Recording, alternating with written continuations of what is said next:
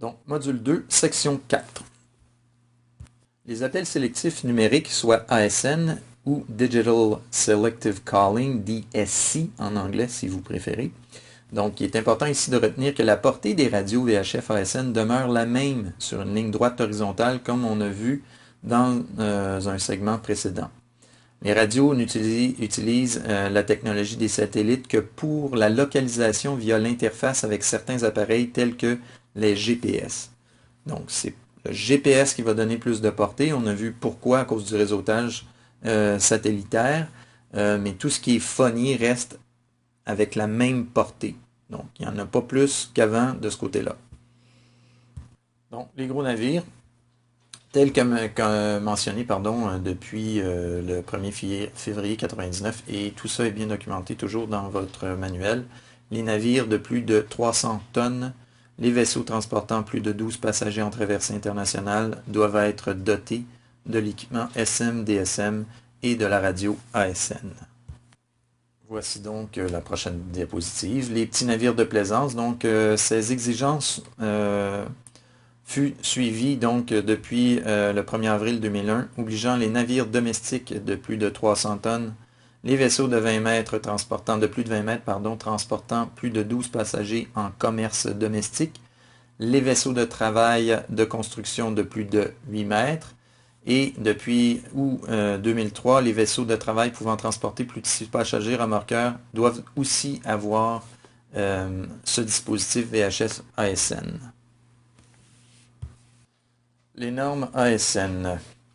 Federal Communications Commission, FCC, ou l'équivalent d'Industrie Canada aux États-Unis, a établi la norme SC-101, standard pour le marché plaisancier, moins rigoureux pour les plaisanciers dotés volontairement.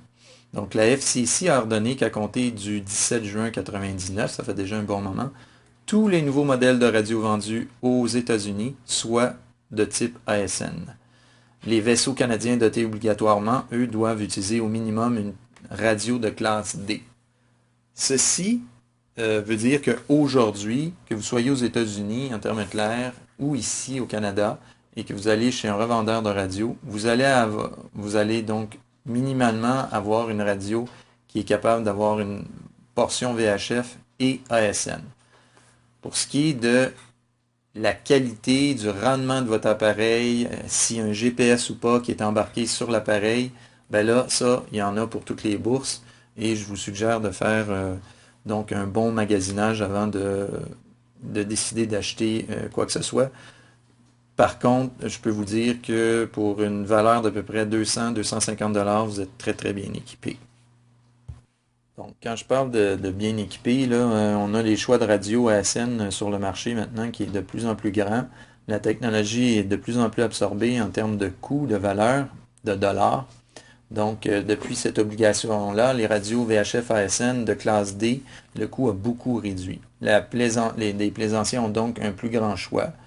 Et puis, si vous achetez une radio de base, SC101 ou celle de classe D, qui est plus complète mais plus dispendieuse. Donc, si vous voulez aller vers quelque chose de plus complet, vous pouvez demander au vendeur de vous montrer des appareils de type classe D.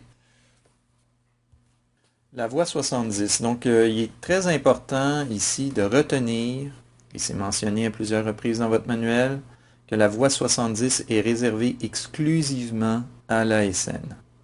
Elle est surveillée automatiquement par les radios VHF ASN. Donc, la majorité des radios moindrement de qualité vont toujours être en alerte de balayage sur cette voie. Cette voie ne doit jamais être utilisée pour communiquer verbalement avec qui que ce soit. Donc, vous ne prenez pas la voie 70 avec le micro en main pour essayer d'appeler quelqu'un qui navigue à proximité. C'est interdit, on ne fait pas ça. Donc, dans le cas d'un appel routinier, tout à l'heure, je mentionnais qu'on ne communique pas en phonique sur la voie 70, mais le premier contact avec un autre vaisseau se fait sur cette voie, par contre, en composant le NISM. Alors, vous voyez, l'intérêt du NISM ici, c'est par cette voie exclusivement que l'on compose un numéro et que l'on adresse à un deuxième navire. Donc, de ce vaisseau, en lui indiquant la voie devant porter la communication verbale à la façon d'une pagette, ça fonctionne un peu là. Donc, vous transmettez de l'information, c'est du data, hein. Donc, il n'y a rien de verbal qui passe par cette voie-là. C'est très, très important de retenir ça. J'ai également mentionné précédemment que les renseignements sur la position vont passer par la communication data de la voie 70. Donc, le message de détresse est émis sur la voie numérique, j'ai bien dit numérique, donc 70, et peut inclure utilement la position du navire, inclus soit à la main, comme je l'ai dit, ou être obtenu d'une interface GPS qui est soit à même le radio ou un GPS qui serait raccordé par une prise auxiliaire donc dans l'appareil en tant que tel. Donc en ce qui a trait à l'identification d'une radio ASN ou de type ASN par opposition aux radios qui seraient plus âgées, c'est qu'on peut facilement le reconnaître à l'aide du petit bouton de détresse qui est recouvert d'un couvercle rouge amovible. Et donc ça, c'est une des premières particularités de ce type de radio. En ce qui concerne les classes de radio de type ASN, ici on va rentrer dans une partie du cours qui est un petit peu plus crue, mais nécessaire pour l'obtention du certificat de radiotéléphoniste. Donc, afin de rencontrer les exigences de l'Organisation maritime internationale, soit l'OMI, pour l'installation du SM-DSM sur différents genres de vaisseaux, on a établi plusieurs classes de radio ASN. Les types de vaisseaux et l'étendue de ces opérations détermineront donc les classes exigées. Donc, on débute par la classe A, bien entendu. Donc cette classe remplit toutes les exigences du SMDSM et de l'OMI pour les radios de moyenne fréquence et de haute fréquence. Et cette classe comporte les vaisseaux de plus de 300 tonneaux de jauge brute, soit TJB pour l'abréviation ou GRT en anglais. Pour ce qui est de l'unité de mesure des tonneaux, j'y viens dans un instant.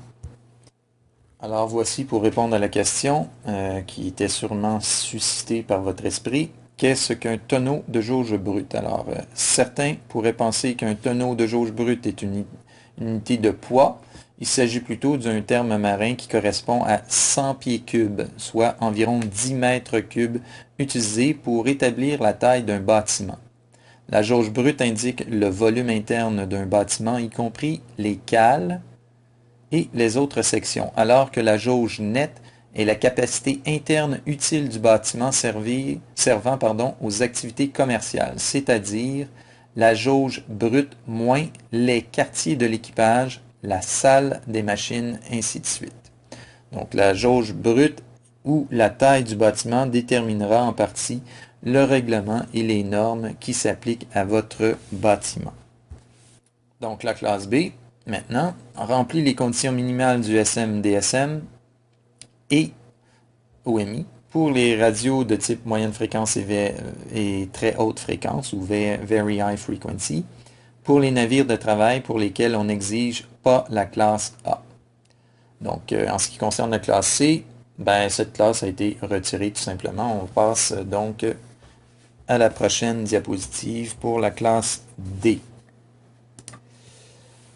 Donc, la classe D, elle, remplit les conditions minimales pour les radios VHF ASN sur tous les vaisseaux de travail pour lesquels on n'exige pas la classe A et B, bien entendu. Il faut noter que certains radios de la classe D ne rencontrent pas les exigences du SMDSM et de l'OMI pour la dotation obligatoire. Donc, comment fonctionne une radio ASN lorsque l'on appuie sur le bouton rouge qui est placé sous le couvercle dont j'ai montré l'image tout à l'heure?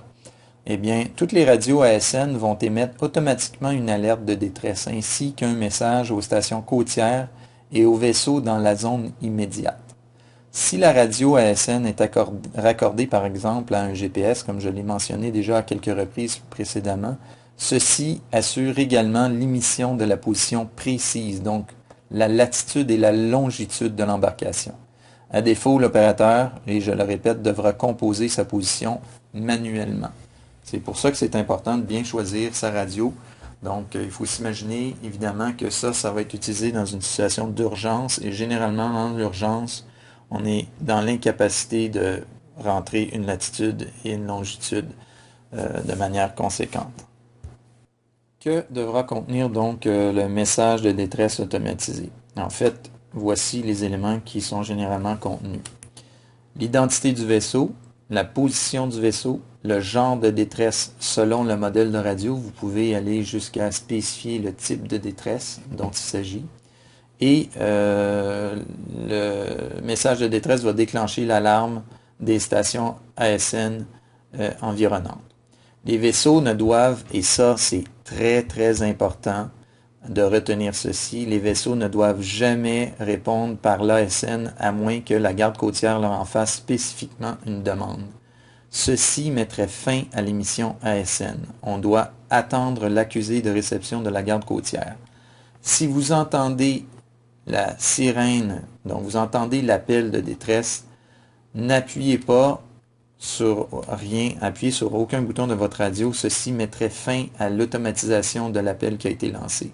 Il faut attendre que la garde côtière se mette en œuvre.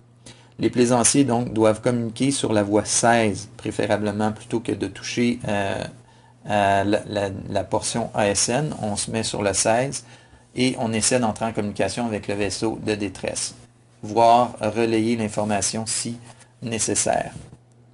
Donc, il est évident de comprendre que les capacités du système ASN n'est pas limitées aux appels d'urgence, mais toutes les radios dans la zone immédiate peuvent lancer et recevoir des alertes toute station, de type toute station, d'urgence ou de sécurité également. Par la suite, les messages verbaux seront, eux, émis sur une voie de travail désignée par l'alerte ASN. Vous aurez donc à changer de chaîne pour écouter le reste du message. Toujours dans l'ASN, en ce qui concerne le NISM, voici proprement dit comment ça fonctionne. Lorsqu'on compose donc le numéro, le NISM, le numéro unique, le message émis alerte le vaisseau appelé. Le message affiché communique au vaisseau appelé la voix qui portera la communication verbale prévue. Certaines radios iront automatiquement à cette voix, le cas échéant. Quand vous avez une radio de très haute qualité, l'appareil va même changer de voix de manière automatique. Ce genre d'appel sera discret, plus fiable et plus facile. Mais plus important, il va évidemment, comme je l'ai dit encore précédemment, soulager la voie 16. Donc, parce qu'évidemment, traditionnellement, les marins passaient par la voie 16 pour communiquer entre eux. Et ensuite, comme je l'ai dit encore une fois ultérieurement, on passe à une voie de travail qui sera choisie par la personne appelée. Lancer un appel de détresse à l'aide de ce système, si évidemment le temps le permet et à défaut d'interface de positionnement global, composez la position du vaisseau et l'heure. Donc, choisissez le genre de détresse si votre radio le permet à partir du menu, évidemment s'il y en a un. Maintenez ensuite le bouton de détresse pendant 5 secondes et l'information qui aura été entrée va partir automatiquement avec le message de détresse. La radio ASN donc émettra l'appel automatiquement sur la voie 70 à toutes les 3.5 à 4.5 minutes jusqu'à réception d'un accusé numérique. Les gens m'ont souvent demandé en classe pourquoi il y a un écart de temps comme ça qui se fait entre chacun des appels puis c'est pas émis en continu. C'est que ça donne rien. Il faut laisser aux gens, pareil comme quand on est en phonie, il faut laisser aux gens le temps de répondre à l'appel. Alors, c'est différent, ça c'est différent là, de ce qu'on retrouve à la maison comme système de communication téléphonique traditionnel. Là. Il faut laisser aux gens la capacité de se rendre à la radio, de réaliser ce qui se passe et éventuellement de prendre l'appel en main. Dans le cas des appels d'urgence et de sécurité automatisés toujours, donc pour émettre ce type d'appel, sélectionnez la fonction toute station sur la radio là, ou all ship en anglais, dépendamment que le menu soit en anglais ou en français. Spécifiez la voie 16, parce que dans ce cas-ci, on sait qu'on veut que l'appel soit entendu par tous. L'alerte d'urgence sera lancée sur la voie 70, a priori, après une courte pause pour permettre aux autres de changer à la voie 16.